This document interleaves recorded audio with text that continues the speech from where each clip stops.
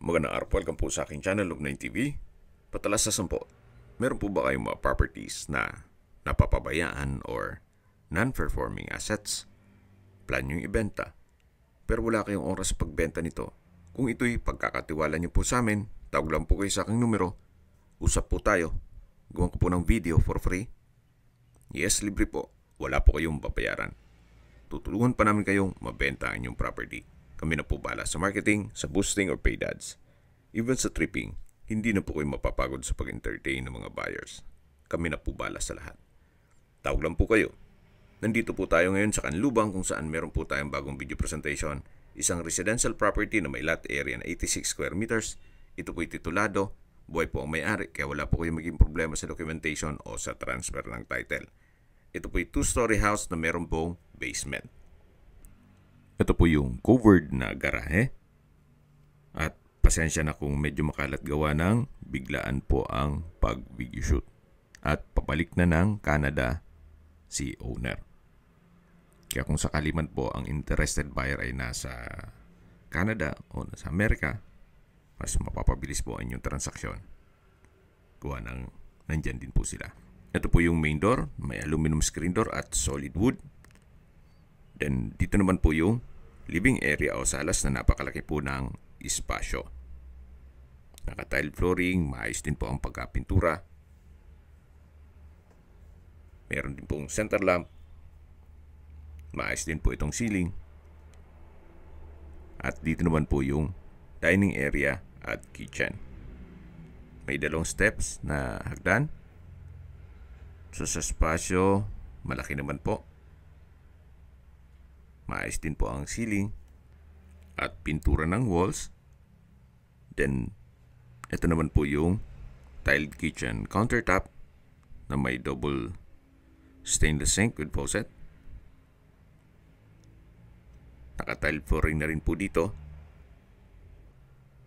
Then, check po natin itong unang kwarto. At ginawa nilang stock room sa ngayon.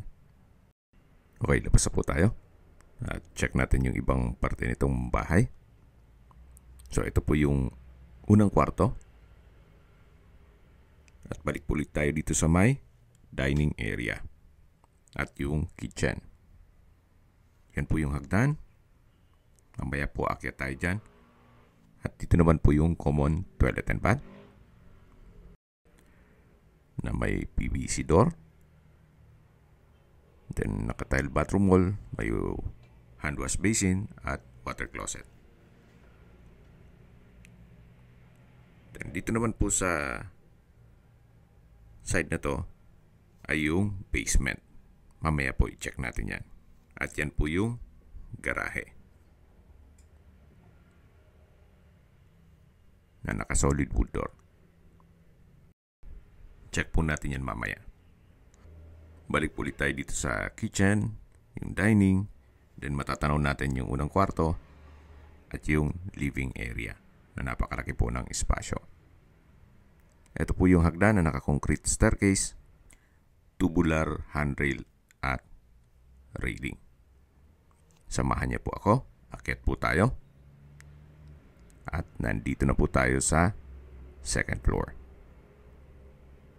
Yan po yung access door papunta sa balkonahe. At ito naman po yung pangalawang kwarto. Then dito naman po yung family area. Ito po ay high ceiling at napakalaki po ng espasyo. So maganda rin po itong paupahan ninyo. Gawa ng marami pong mga factory dito sa area at marami pong mga tao. Malapit po din sa lahat ng mga business establishments.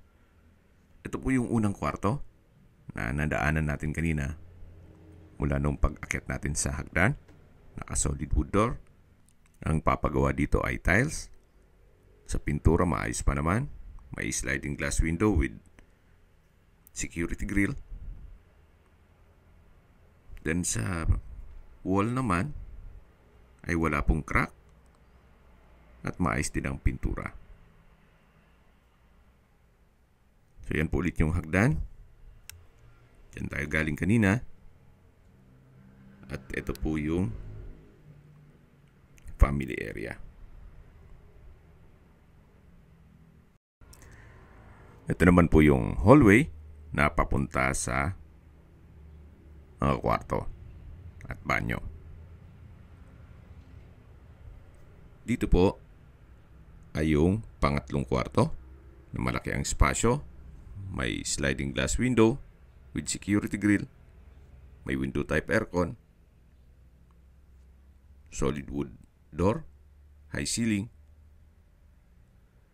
So, tiles din po ang papagawa nyo dito. Sa pintura, wala po. At dito naman po yung kabilang kwarto na ginawang kusina. Na pwede rin pong lagyan ng dining area. Actually, ang original nitong ay kwarto. Kaya kung papaupahan nyo po, ang buong second floor ay may kusina na. May tiled kitchen countertop, stainless sink with faucet, kitchen window with security grill. Then meron din pong toilet and bath dito sa second floor.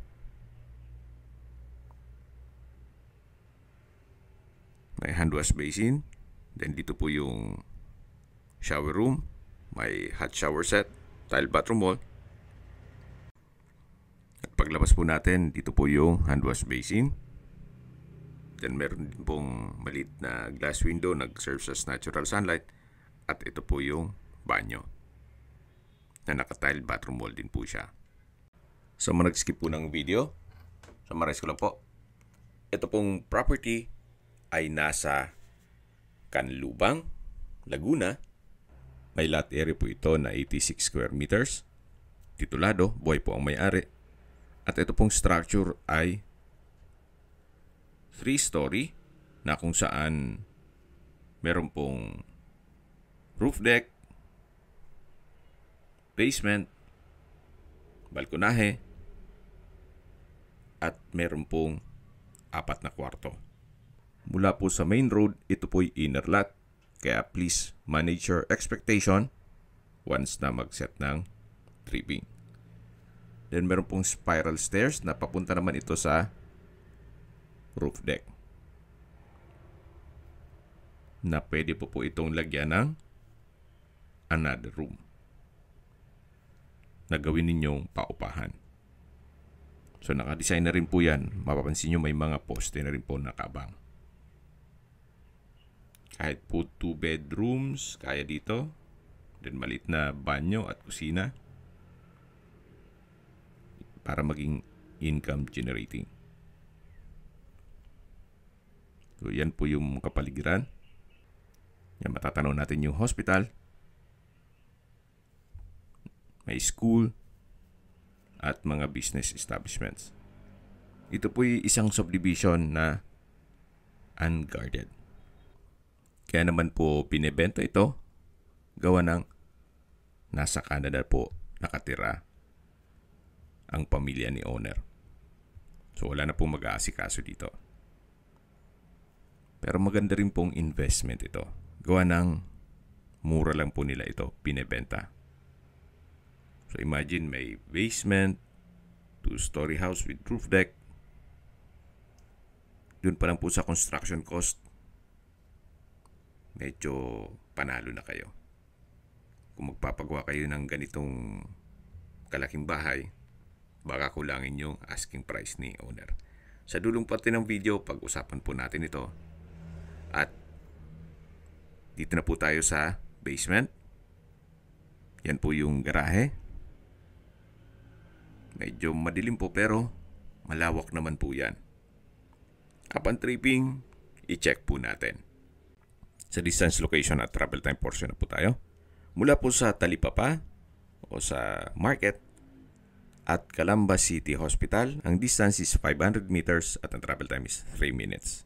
Opo, napakalapit lang po nito sa mismong hospital at sa mga business establishments. At yan po yung laging binabanggit sa aking video na dapat nyo i-consider sa pagkat ng property yung meron pong malapit na hospital. Hindi ko naman po sinasabing sakitin kayo. Yan naman po for emergency purpose lang naman. At mula naman po sa Carmel Ray Industrial Park.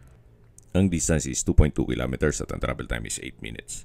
Mula naman po sa iMall Canlubang, Merehelp Christian College, Camp Vicente Lim, Global Care Medical Center.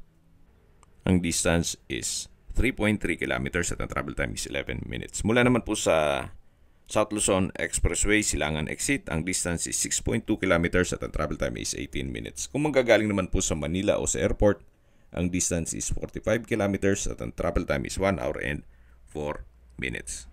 Okay, sa presyo na po tayo. Binibenta po ito ni owner sa halagang 3.9 million pesos net.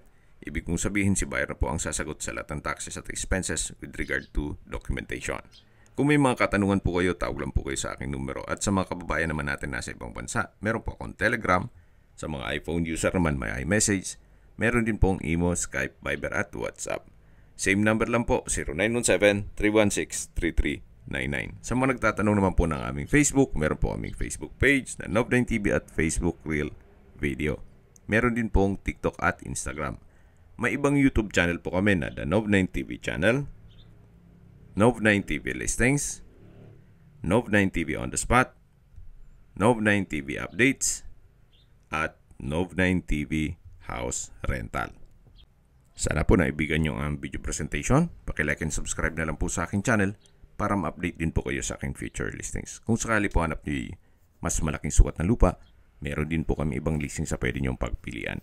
Huwag po kayong mag-atubiling tumawag sa amin, then let us know your budget para malaman namin kung anong property pwede namin ilok sa inyo. Sa lahat pong viewer, subscriber at nagtiwala po sa amin, salamat po sa suporta. Ingat po kayo lagi at yung pamilya. Maraming salamat po.